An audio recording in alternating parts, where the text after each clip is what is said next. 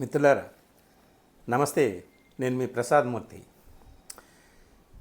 కొన్ని సినిమాలు మనం కళ్ళతో చూసి కళ్ళతోనే వదిలేస్తాం. కొన్ని సినిమాలు మనసుతో చూసి మనసులో నింపుకుంటాం. కానీ కొన్ని సినిమాలు ఆత్మలతో చూసి ఆత్మలతో ఆలోచిస్తాం. మనసు ఆత్మ ఒకటి కాదా అంటే ఒకటి కాదు. మనసు ఎవరి మనసు వారిది. కానీ ఆత్మలు ప్రతి మనిషికి సంబంధించినటువంటి మానవీయ విలువలతో, స్మృతులతో, స్పృహలతో స్పందించేటటువంటి ఏకైక లక్షణం. సో అలాంటి ఆత్మలతో చూసి స్పందించాల్సినటువంటి కళాత్మకమైనటువంటి సినిమాలు కొన్ని వస్తూ ఉంటాయి. అలా వచ్చినప్పుడు వాటి గురించి కాస్త చర్చించాలి. నిన్న 23 సినిమా చూశాను. ఈ సినిమా రాజ్ ఆర్ అనే ఆయన డైరెక్ట్ చేశాడు. ఇంతకుముందు మల్లేశం అనే సినిమా చాలా బాగా తీశాడు. అందుకని ఆయన పట్ల అప్పుడే నాకు అభిమానం ఏర్పడింది. మిత్రులు వెంకట సిద్ధారెడ్డి ఇట్లా కొందరు నిర్మాతలుగా వ్యవహరించినటువంటి సినిమా ఇది. అలాగే ఆత్మీయ సోదరుడు ఇండస్ మార్టిన్ డైలాగ్స్ రాశాడు. 2-3 పాటలు కూడా ఇందులో రాశాడు. ఏలే లక్ష్మణ్ లాంటి ఆత్మీయ సోదరుడు ఆర్ట్ డైరెక్షన్లో ఉన్నాడు. చాలామంది నాకు తెలిసినటువంటి వాళ్ళు ఈ టీంలో ఉన్నారు. అయితే ఈ సినిమా చూడడానికి నాకు అందరూ తెలిసినటువంటి వాళ్ళు సినిమా తీశారు కాబట్టి చూడడం అనేటటువంటిది ఒకటి ఎలాగూ ఉంటుంది. కానీ ఈ సినిమా మీద నేను చేసేటటువంటి రివ్యూ వాళ్ళని దృష్టిలో పెట్టుకోగాదు. ఈ సినిమా మీద నేను చెప్పాలనుకున్నవి ఏమిటి, అది మీతో చర్చించాలి అనుకున్నవి ఏమిటి, ఆ విషయాలు మాత్రమే ప్రధానంగా ఈ వీడియోలో నేను కేంద్రీకృతం చేసుకుంటాను.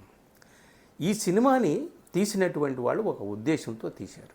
చాలా సెన్సిటివ్ ఇష్యూ, చాలా భారీ ఇష్యూ. ఈ దేశానికి సంబంధించినటువంటిది. ముఖ్యంగా కొన్ని దశాబ్దాలుగా ఈ దేశంలో ఏం జరుగుతుంది ఏమిటి అనేటటువంటిది. సినిమా మొట్టమొదటి వాళ్ళు ఒక డిస్క్లైమర్ ఇచ్చారు.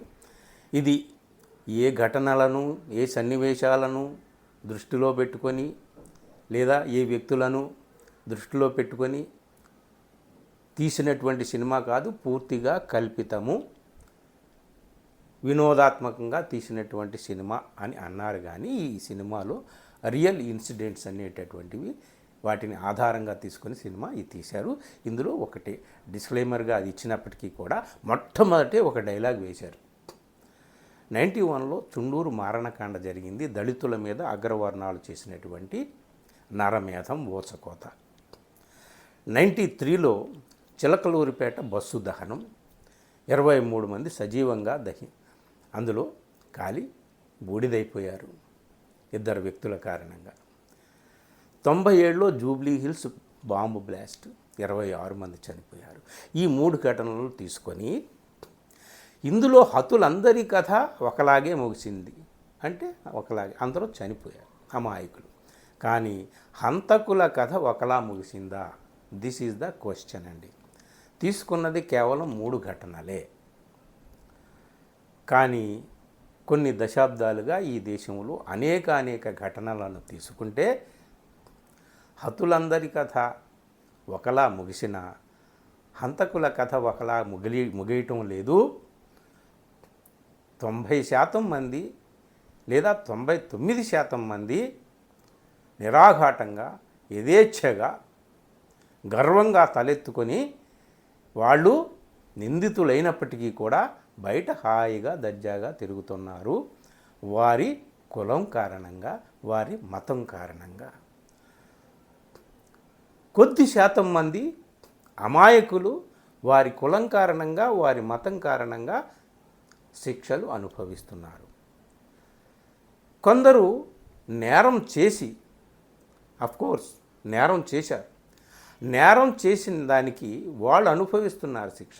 అంతకంటే ఘోరమైన నేరాలు చేసి కొందరు బయట తిరుగుతున్నారు. మరి ఇది ఏమిటి మిత్రులారా? ఇది ఈ ప్రశ్న.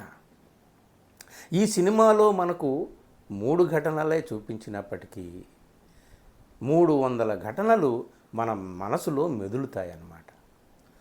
ఒకటే ఒక్క ప్రశ్న వేసినప్పటికీ ఈ సినిమాలో 1,00,00,000 ప్రశ్నలు మన హృదయంలో పోటెత్తుతాయన్నమాట. కొన్ని ఘటనలే ఈ సినిమాలో చూపించినప్పటికీ అనేక సన్నివేశాలు, దృశ్యాలు మన హృదయాల్లో అల్లకల్లోలంగా చెలరేగుతాయన్నమాట. కొన్ని పరిమితులు ఉంటాయి, సెన్సార్ బోర్డు పరిమితులు, కొన్ని అదృశ్యంగా, కొన్ని దృశ్యంగా, కొన్ని పరోక్షంగా, కొన్ని ప్రత్యక్షంగా పరిమితులు ఉంటాయి, రిస్ట్రిక్షన్స్ ఉంటాయి. వాటికి అనుగుణంగా లోబడి సినిమాలు తీయారు కాబట్టి సినిమాల్లో కొన్ని విషయాలే చెప్తారు, చాలా విషయాలు మనకు వదిలేస్తారు. సో ఈ సినిమాలో మనకు వదిలేసిన విషయాలే ఎక్కువ, వాటి గురించి మనం ఆలోచించాలి అని చెప్పి ఆ ఆలోచన రేకెత్తించడంలో ఈ సినిమా కమర్షియల్గా సినిమాగా హిట్ అయ్యిందా లేదా ఫట్ అయ్యిందా, సక్సెస్సా ఫెయిల్యూరా అనేటటువంటి విషయాల జోలికి నేను వెళ్ళను. అయితే వీళ్ళు ఉద్దేశించినటువంటి పాయింట్ని నిజంగా ఆ పాయింట్ మీదే కాన్సన్ట్రేట్ చేసి దాన్ని కన్వే చేయడంలో ప్రేక్షకుడికి వీళ్ళు సక్సెస్ అయ్యారా లేదా, ఎంతవరకు సక్సెస్ అయ్యారు అనే పాయింట్ని నేను ఈ వీడియో చివరిలో చర్చిస్తాను. అయితే ముందు ఆ 3 ఘటనలు వీళ్ళు తీసుకున్నవి ఏమిటి? చుండూరు మారణకాండ 91లో జరిగింది. అందులో 8 మంది అంటే దళితుల్ని 8 మందిని చంపేశారు దారుణంగా, దుర్మార్గంగా, గొడ్డళ్లతో కత్తులతో నరికి చంపిన విషయం మనకు తెలుసు. తర్వాత ఇంకొక 2 చనిపోయారు అదే పరిణామ క్రమంలో. కానీ ఆ చంపిన వాళ్ళందరూ కూడా నిర్దోషులుగా బయటకు వచ్చారు, సాక్ష్యాధారాలు ఏమీ చూపించలేకపోయారు గౌరవనీయమైన ప్రాసిక్యూటర్ వారు అని చెప్పి. 93లో బస్సు దహనం కేసు, అది చాలా కీలకమైంది ఈ సినిమాకి సంబంధించి. 97లో బాంబ్ బ్లాస్ట్ కేసు, 26 మంది చనిపోయారు. ఆ బాంబ్ బ్లాస్ట్కి సంబంధించినటువంటి వ్యక్తి కూడా నిర్దోషిగా బయటకు వచ్చాడు. తర్వాత అతను హత్యకు గురయ్యాడు బయట వేరే కారణాలతో. కానీ 93లో చిలకలూరుపేట బస్సు దహనానికి కారకులైన 2 మాత్రం శిక్ష ఇప్పటికీ అనుభవిస్తున్నారు. ఇదండి మెయిన్. అందరూ చేసింది అమాయకుల్ని చంపిందే, కానీ కొందరు బయట హాయిగా స్వేచ్ఛగా తిరుగుతున్నారు, గర్వంగా బతుకుతున్నారు, కొందరు జైళ్ళల్లో మగ్గుతున్నారు. సో ఇప్పుడు ఈ ప్రశ్న ఈ 93లో ఏం జరిగింది, అసలు కథ ఏమిటనేది సింపుల్గా చెప్పుకుంటే, సాగర్, దాసు అనే 2 దళిత యువకులు నిరుపేదలు దరిద్రంలో బతుకుతూ ఉంటారు. పెద్దగా చదువుకోలేదు. దాసు అసలు ఏం చదువుకోలేదు. కోర్టుల్లో తప్పుడు సాక్ష్యాలు ఇచ్చి పోలీసులకి డబ్బులు తీసుకునేదో మందు తాగుతా ప్యాకెట్ ఆడుకునేటటువంటి చిల్లర గ్యాంగ్ అనమాట. దళితుడే. చిన్నప్పుడే చిన్న దొంగతనాలు చేసి పట్టుబడి శిక్ష అనుభవించి అట్లా తయారయ్యాడు. దాసు 10వ తరగతి దాకా చదువుకున్నాడు. సెన్సిబిలిటీ ఉన్నటువంటి మనిషి. ఒక అమ్మాయిని ప్రేమిస్తాడు, కానీ సద్యోగం లేదు. ఏదో చేసి ఆ అమ్మాయిని పెళ్లి చేసుకుందామని ఇంతలో ఆ అమ్మాయి గర్భవతి అవుతుంది. ఈ నేపథ్యంలో వీళ్ళిద్దరూ ఆ దాసు ప్రేరేపిస్తే సాగర్ కూడా అతనికి సహకరించి ఒక బస్సు అన్నల మీద పెట్టేద్దాం, ఒక బస్సు దోపిడీ చేద్దాము, అన్నాల మీద పెట్టేద్దామని చెప్పేసి బస్సు దోపిడీ చేస్తే డబ్బులు వస్తాయి కదా అని చెప్పేసి ముసుగులు వేసుకొని మేము నక్సలైట్లేమో అన్నలం అని చెప్పేసి ఒక పెట్రోల్ క్యాన్ కూడా తీసుకువెళ్తారు. వాళ్ళందరూ కూడా అందులో దాసు అనేవాడిని పట్టుకొని ప్రయాణికులు కొట్టబోతే, అదిగో నేను పెట్రోల్ వేసి తగలబెట్టేస్తానేంటో మా వాడిని వదిలేసేయండి అని చెప్పేసి సాగర్ అరిచినా గీపెట్టినా సరే వాళ్ళు వినరు. నేను తగలబెట్టేస్తున్నాను అనుకో ఆయన ఒక అగ్గిపల్లి గీసేస్తాడు. అది తగలబడుతుందని బస్సులో ఉన్నవాళ్ళు 23 మంది సజీవంగా, పిల్లలు, వృద్ధులు, స్త్రీలు అందరూ కూడా చనిపోతారని అతనికి అప్పుడు ఆలోచనే లేదు. ఎందుకు చేశాడు ఏమిటి అనేటటువంటిది. ఈ 32 ఏళ్లుగా జైల్లో అతను మగ్గుతూ పశ్చాత్తాపం అనేటటువంటి అగ్నిలో దహింపబడుతూనే ఉన్నాడు అతను సాగరు, అతని మిత్రుడు దాసు. సో వాళ్ళిద్దరిని పోలీసులు అరెస్ట్ చేస్తారు, జైల్లో పెడతారు. సో వాళ్ళిద్దరికి ఉరిశిక్ష వేస్తారు. ఉరిశిక్షని ఎలాగోలాగా ఆ సంఘాలు, ఈ సంఘాలు, దళిత సంఘాలు కానీ, మానవ హక్కుల సంఘాలు కానీ, మహాశ్వేతాదేవి లాంటి గొప్ప రచయిత్రి ప్రమేయం కానీ, వీళ్ళందరి యొక్క పోరాట ఫలితంగా వాళ్ళ యొక్క ఉరిశిక్షని జీవిత ఖైదుగా మార్చుతారు. Still they are in jail for the last 32 years. ఇది కథ. సరే జైల్లో వాళ్ళ ప్రవర్తన ఎలా ఉంది, ఆ జైల్లో ఉన్న ఇతర ఖైదీల మనస్తత్వాలు ఎలా ఉంటాయి, వాళ్ళకి సైకలాజికల్గా ట్రీట్మెంట్ ఇస్తే వాళ్ళు చాలా బాగుపడతారు. నేరస్తులుగా జైళ్ళకు వెళ్ళినా కొన్ని మానవీయ విలువలతో మనుషులుగా వాళ్ళు బతికి వచ్చి బయటపడి మామూలు జీవితాన్ని వాళ్ళు సాగించే అవకాశం ఉంటుంది. చాలా వరకు పరివర్తన చేయవచ్చు అని చెప్పేసి జైలు సంస్కరణలు ఇవన్నీ కూడా ఈ సినిమాలో సెకండ్ పార్ట్ అంతా కూడా చాలా వరకు చూపిస్తారు. ఇది ఇప్పటికీ కూడా 32 ఏళ్ళుగా వాడినాం. అయితే ఈ సినిమాలో అనుకున్న పాయింట్ ఏమిటయా అంటే, అమాయకులను చంపిన వాళ్ళందరూ కూడా సమానమైన శిక్ష అనుభవిస్తున్నారా అనేటటువంటిదే కీలకమైన ప్రశ్న. అంటే వీళ్ళిద్దరూ చేసినటువంటి దాన్ని సమర్థిస్తున్నారా అనేది కాదు, ఇక్కడ ఆ ప్రశ్న రాదు. ఇద్దరు చేసింది కూడా వాళ్ళు ఏ నేపథ్యం నుంచి వచ్చారు ఏమిటి అనేటటువంటిది దాని గురించి మనం మాట్లాడతాము. అయితే వాళ్ళిద్దరూ చేసినటువంటి దానికి శిక్ష అనుభవిస్తున్నారు, మిగిలిన వాళ్ళు ఏమిటి, ఎందుకు శిక్ష అనుభవించట్లేదు అనేది ఇక్కడ మనం కొన్ని విషయాలు, కొన్ని ఘటనలే ఇక్కడ మనకు చెప్పాడు. కానీ ఆంధ్రప్రదేశ్ నుంచి, తెలంగాణ నుంచి, బీహార్ నుంచి, ఉత్తరప్రదేశ్ నుంచి, రాజస్థాన్ నుంచి, మధ్యప్రదేశ్ నుంచి, దేశంలో ఎక్కడ చూసినా కులపరంగా ఎన్ని ఊచకోతలు, మతపరంగా ఎన్ని మారణకాండలు జరిగాయి. అందులో పాల్గొన్నటువంటి వాళ్ళందరూ కూడా అరెస్ట్ అయ్యారా, జైలుకు వెళ్ళారా, ఉరిశిక్షలు అనుభవించారా, యావజ్జీవ ఖైదు అనుభవించారా ఏమిటి అనేటటువంటిది లెక్కలున్నాయా ఎవరి దగ్గరికైనా? దశాబ్దాలుగా జరుగుతున్నది ఏమిటి ఈ దేశంలో? ఈ దేశంలో భారతీయ శిక్షాస్మృతి అమలు జరుగుతుందా, లేకపోతే మనుస్మృతి అమలు జరుగుతుందా? కులాన్ని చూసి శిక్షలు పడుతున్నాయా, మతాన్ని చూసి శిక్షలు పడుతున్నాయా, మానవీయ దృక్పథంతో పడుతున్నాయా? ఎప్పుడెప్పుడో జరిగినటువంటి ఘటనలన్నింటినీ కూడా గుర్తుపెట్టుకుంటే, బస్సు తగలబెట్టారు సరే, ఒక రాష్ట్రాన్నే తగలబెట్టినటువంటి ఘటన ఉంది, కొన్ని వేల మందిని చంపేసినటువంటి ఘటన మన కళ్ళ ముందే ఉంది. అందులో ఎవరికి శిక్షలు పడ్డాయి? అందులో ఒక యువతిని సామూహికంగా, గర్భవతినైన యువతిని సామూహికంగా మానభంగం చేసినటువంటి వాళ్ళకి క్షమాభిక్ష పెట్టి వదిలేస్తే పూలదండలు వేసి స్వీట్లు తినిపించి ఆహ్వానించినటువంటి ప్రబుద్ధులున్న దేశం ఇది. సరే, సుప్రీంకోర్టు మొట్టికాయలు వేస్తే వాళ్ళని తిరిగి మళ్ళీ పంపించారు. మీకు ఇంకో ఘటన 99లో ఒరిస్సాలో జరిగింది. ఆస్ట్రేలియాకి చెందినటువంటి చర్చి ఫాదర్ గ్రాహం స్టెయిన్స్, అతన్ని అతని ఇద్దరి కుమారుల్ని ఒక వ్యాన్లో నిద్రిస్తూ ఉండగా సజీవంగా తగలబెట్టేశారు కొన్ని మతతత్వ శక్తులు.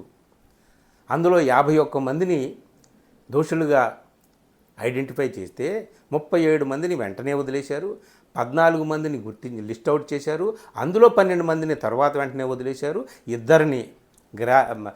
ఇద్దరిని మాత్రం జీవిత ఖైదు వేశారు. అందులో దారాసింగ్ అనే అతనికి సరే ఉరిశిక్ష వేసి తర్వాత మళ్ళీ జీవిత ఖైదుగా మార్చి అన్నీ చేశారు. మొన్న ఈ మధ్యనే అతని సహచరుడు ఒక అతను 25 సంవత్సరాల తర్వాత అదే ఘటనలో బయటకు వచ్చాడు. అతని సత్ప్రవర్తన రీత్యా, గుడ్ బిహేవియర్ రీత్యా అతన్ని వదిలేశారట. అతనికి పూలమాలలు వేసి సేమ్ ఎవరైతే వాళ్ళని ప్రేరేపించి ఆ మతబోధకుడిని గ్రాహం స్టెయిన్స్ని అతని కుమారుల్ని సజీవంగా దహింపచేసేట్టు చేశారో వీళ్ళందరూ కూడా పూలమాలలు వేసి అతన్ని బయటకు ఆహ్వానించారు. ఈ ఘటన నిన్నగా మొన్న జరిగింది, కొన్నాళ్ళ క్రితమే జరిగింది, రీసెంట్గా. ఆఫ్టర్ 25 ఇయర్స్ అతను బయటకు వచ్చాడు. అంటే ఇట్లాంటివి కొన్ని వందల కేసులు మనం చూడవచ్చు. ఒక మనిషి ఒక రకమైనటువంటి స్టేట్మెంటు, ఒక మతానికి చెందినటువంటి వాడు దేశభక్తితో కూడినటువంటి స్టేట్మెంట్ ఇచ్చినందుకు అతనికి ఒక రకమైన శిక్ష, విద్వేషంతో కూడినటువంటి స్టేట్మెంట్ ఇచ్చినటువంటి ఒక మనిషి అతనికి ఒక రకమైనటువంటి శిక్ష. ఈ దేశంలో అనేక ఘటనలు, అనేక సందర్భాలు, అనేక ఊచకోతలు, మారణకాండలు, మత సంస్థల మీద, మందిరాల మీద జరుగుతున్నటువంటి, మనుషుల మీద జరుగుతున్నటువంటి దాడులు, ఎవరికి ఏ న్యాయం ఏ విధంగా జరుగుతుందో అంతా మనకు తెలుసు. ఈ సినిమాలో మిత్రులారా మనకు 2 ఘటనలలో దోషులు నిర్దోషులుగా బయటకు వచ్చారు. వీళ్ళిద్దరూ మాత్రం శిక్ష ఇప్పటికీ అనుభవిస్తున్నారు. ఇదేమిటి అనేటటువంటిది ప్రశ్న మన ముందు ఉంచారు. తర్వాత ఖైదీలని సంస్కరించడం అట్లాంటిది అదంతా కూడా తర్వాత ఆ విషయంలోకి సినిమాలోకి వెళ్ళిపోయారు.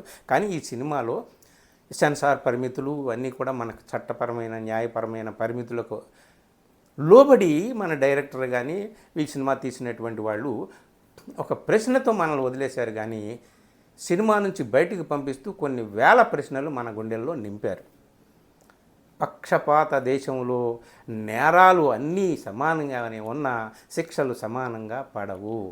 ఈ దేశంలో అమలవుతున్నటువంటి నీతి ఇది మనుస్మృతి నీతి అనేటటువంటిది క్లియర్ కట్గా మన దేశంలో అమలు జరుగుతుంది. అదే ఈ సినిమాలో చెప్పాలనుకున్నారు వీళ్ళు, చెప్పారు. అయితే బలంగా చెప్పారా లేదా అనేటటువంటిది. అలాగే ఇందులో మనకి చాలా విషయాలు, నేరం చేసినటువంటి వాళ్ళు, వాళ్ళ నేర చరిత్ర ఉందా, వాళ్ళ నేపథ్యం ఏమిటి, ఎవరి నేపథ్యం ఏమిటి. ఉదాహరణకి ఈ బస్సును తగలబెట్టిన 2 దళిత కుర్రాళ్ళు వాళ్ళు ఏ నేపథ్యం నుంచి వచ్చారు, ఏ కులపరమైన అణచివేతల నేపథ్యం నుంచి వచ్చారు, ఏ దారిద్ర్యం నేపథ్యం నుంచి వచ్చారు, ఏ రక్తపాతాల నేపథ్యం నుంచి వచ్చారు, ఏ ఆత్మగౌరవాల పోరాటాల నేపథ్యం నుంచి వచ్చారు, వాళ్ళ వెనకున్నటువంటి ఆ దశాబ్దాల సహస్రాబ్దాల నెత్తుటి చరిత్ర ఏంటి, వాళ్ళు ఏ సందర్భంలో ఎలా స్పందించడానికి వాళ్ళ నేపథ్యం ఏ విధంగా పనిచేస్తుంది, వీటినన్నిటినీ కూడా మనం దృష్టిలో పెట్టుకోవాలి అనేటటువంటి ఒక జ్ఞానాన్ని, సందేశాన్ని కూడా ఈ సినిమా మనకి అందిస్తుందన్నమాట. కాకపోతే ఈ సినిమా ఏ పాయింట్ని బేస్ చేసుకుని అయితే తీశారో ఆ పాయింట్ని చివరి వరకు కంటిన్యూ చేసి అదే పాయింట్ మీద ఎండ్ చేయడం అంటూ జరిగితే బాగుండేది. సంస్కరణల దగ్గరికి వెళ్ళిపోయారు. అఫ్కోర్స్ బుద్ధుడి యొక్క బోధనలు, ఆ ధమ్మ పదాల ఆ సందేశాలతో సినిమా ఎండ్ అవుతుంది. శాంతి, కరుణ, దయ, సహానుభూతి ఇదే మనకు కావాలి అనేటటువంటిది అంతిమ సందేశం. ఇది అల్టిమేట్, ఇందులో తిరుగు ఏమీ లేదు. కానీ ఈ సినిమా ఏ ప్రశ్నతో స్టార్ట్ చేశారో అసలు ఆ టెంపోని అలా అలా అలా అలా అలా అలా మెయింటైన్ చేసి తీసుకుని వస్తూ అదే ప్రశ్న దగ్గర ఎండ్ చేస్తే బాగుండేదేమో. ఎక్కడో సినిమా డివియేట్ అయిపోయి ప్రశ్న ఒక రకంగా మొదలయ్యి ముగింపు మరో రకంగా సంస్కరణల రూపంలో ముగిసింది. ఇది సరే, ఇది దేన్ని ఏ విధంగా మనం తీసుకున్నప్పటికీ ఈ సినిమాని నిర్మించినటువంటి వాళ్ళు, దర్శకత్వం వహించినటువంటి వాళ్ళు ఉద్దేశించినటువంటిది నిజంగా నెరవేరింది. చూసిన ప్రతి వాళ్ళకి కూడా కొన్ని ప్రశ్నలు ఉదయిస్తాయి. జవాబుల కోసం తప్పనిసరిగా అన్వేషిస్తారు, విశ్లేషించుకుంటారు. ఈ దేశం పక్షపాత దేశంలో జరుగుతున్నటువంటిది ఏమిటి అనేటటువంటిది చరిత్రను ఒకసారి నెమరు వేసుకుంటారు. అంతే. ఇందులో ఇది ఇంతవరకే నేను చెప్తాను. ఈ సినిమా కమర్షియల్గా హిట్టా ఫట్టా ఇట్లాంటివన్నీ కూడా అన్ని సినిమాలని మనం ఆ విధమైనటువంటి త్రాసులో తుయ్యలేము సినిమాని. అంటే ఈ సినిమాని డైరెక్ట్ చేసినటువంటి రాజ్ ఆర్ మల్లేశం సినిమా తీశాడు, చాలా గొప్పగా తీశాడు. అప్పటి నుంచి ఆయన పట్ల అభిమానం. ఈ సినిమాలో చాలామంది మిత్రులు పనిచేశారు. సోదరుడు ఇండస్ మార్టిన్ బ్రహ్మాండంగా మాటలు రాశాడు, 2-3 పాటలు కూడా రాశాడు. ఈ సినిమాలో నటించినటువంటి వాళ్ళు, ఈ సినిమా వెనక పనిచేసినటువంటి వాళ్ళు అందరూ కూడా వాళ్ళు 100% శక్తి సామర్థ్యాలని ఉపయోగించారని ఎవరిలో కూడా తప్పు పడడానికి వీల్లేదు. కొత్తగా నటించినటువంటి వాళ్ళు ఇతని సాగర్ ప్రియురాలుగా వేసినటువంటి ఆ తన్మయ్య అనే అమ్మాయి కానీ, ఆ తేజ కానీ, హీరోగా తేజ కానీ సాగర్ పాత్ర వేసినటువంటి వాళ్ళు, వీళ్ళందరికీ కూడా భవిష్యత్తులో చాలా మంచి అవకాశాలు ఉంటాయేమో, అద్భుతమైనటువంటి సినిమాలు ముందు ముందు ఈ రాజు నిర్మిస్తాడేమో, ఇట్లాంటి ఆశలు మనకి కల్పిస్తాయన్నమాట ఈ సినిమా. ఏది ఏమైనా ఈ దేశం ఉందే, ఈ దేశంలో జరుగుతున్నది ఏమిటి, జరిగింది ఏమిటి, అలాగే ఈ జరిగిన దానికి జరుగుతున్న దానికి వెనక పనిచేస్తున్నటువంటి శిక్షాస్మృతి ఏమిటి, నీతి ఏమిటి, ఇదంతా కూడా మనకు ఎన్నెన్నో ప్రశ్నలు, అల్లకల్లోలమైనటువంటి ఆ అనుభవాలు మనలో మిగిల్చి సినిమా నుంచి మనం బయటకు వచ్చేలా ఈ సినిమా చేస్తుంది. సినిమా ఈ విధంగా ఈ పాయింట్ ఆఫ్ వ్యూతో ఆలోచిస్తే సినిమా సక్సెస్ అయిందనే మనం అనుకోవాలన్నమాట. కాకపోతే ఇంకా స్క్రిప్ట్ బిగువుగా చేసుకొని ఏ పాయింట్ మీద నిర్మించాలనుకున్నారో ఆ పాయింట్కి కట్టుబడి దాన్ని కొనసాగించుకుంటే ఇంకా బాగుండేదేమో అని అనిపించింది. కానీ వాళ్ళు లేవనెత్తాల్సినటువంటి ప్రశ్న తప్పనిసరిగా ఈ సినిమా చూసిన ప్రతి ఒక్కరి హృదయంలో కూడా ప్రశ్న ఉదయిస్తుంది. ప్రశ్నకు సమాధానాల కోసం ప్రతి ఒక్కళ్ళు వెతుకుతారు. మంచి సినిమా అందించినటువంటి మిత్రులందరికీ కూడా నా అభినందనలు తెలియజేస్తున్నాను. అందరికీ మంచి భవిష్యత్తు ఉందని నేను అనుకుంటున్నాను. సినిమాని మీరు కూడా చూడండి. ఈ సినిమాలో మీకు ఎన్నెన్నో ప్రశ్నలు ఎదురవుతాయి. సమాధానాల కోసం నాలాగే మీరు కూడా కాస్త ఆలోచిస్తారు. Thank you very much. Video నచ్చితే మిత్రులకు షేర్ చేయండి.